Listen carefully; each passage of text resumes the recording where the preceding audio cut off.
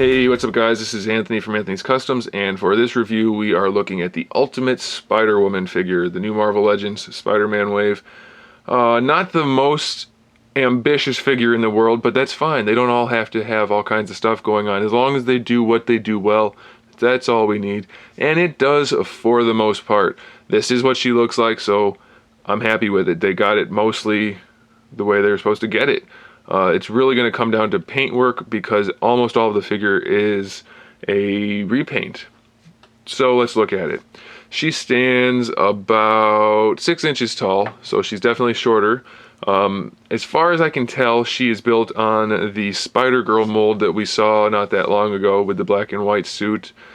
And she has a new head, obviously, and they did a killer job with the hair. Looks really good. I would not want to have to sculpt that, though I think they do all of their sculpting digitally now. Still, it looks really good. And then the head, I love the shape of the head. It looks awesome. That's it for the new sculpting as far as I can tell, as far as memory serves. As far as the paintwork goes, they got the coloring done well. This is kind of like an off-white pearl, and then the rest is this brownish red color. It's a little fuzzy around the edges, though, for the spider logo. The black lines are good, but the edges of the white are kind of fuzzy. It's not enough that it's really going to detract from the figure too much, but it definitely could be better. That's okay, though. I think I can live with it.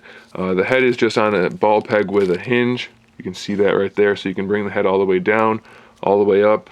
By the way, there's shading in the hair. That looks really good. You're going to be able to move her head all the way around as far as you need to. Of course, the hair will get in the way some, but not so much, so that's all right. Ball hinge shoulder, no bicep swivel built in, but you don't really need it, even though it's better to have it. We do have the swivel here in the elbow, which is a decent hinge for the elbow. The wrists rotate, and they have the hinge in there, so that's good. We have the diaphragm joint here. It doesn't have the greatest range of motion, but it's still pretty darn good, and I still prefer that. A well done diaphragm joint over a waist twist because it keeps the sculpt looking good. So I'm really happy about that. My cat must have been around this figure. There's little bits of fur all over. And so for the hips, they don't go that far forward, and they don't go that far back, and they don't go that far to the side. They do go farther than the Spider-Man figure, so that's a good thing. But her posing is going to be somewhat restricted. You're going to kind of have to force some poses and use that waist or that thigh swivel a lot to get the legs where you want them. But I think she's still going to be just fine for posing. As far as the double jointed knees go, really good range of motion. We do get a shin swivel. Some of you like that. I don't, but it's there and doesn't look bad, so that's fine. And then we have really nice range of motion on these ankles. I wish more of their figures had this, but this one definitely does, so that's good. And we've got the ankle rocker in there, so you shouldn't have any trouble posing this figure at all. I will pose it and post some photos here at the end so you can see it in action, but I definitely recommend it. It turned out nice. Not perfect, but I do like this figure and I'm happy with it, so I think you will be too. I got this at Big Bad Toy Store. You guys should check them out.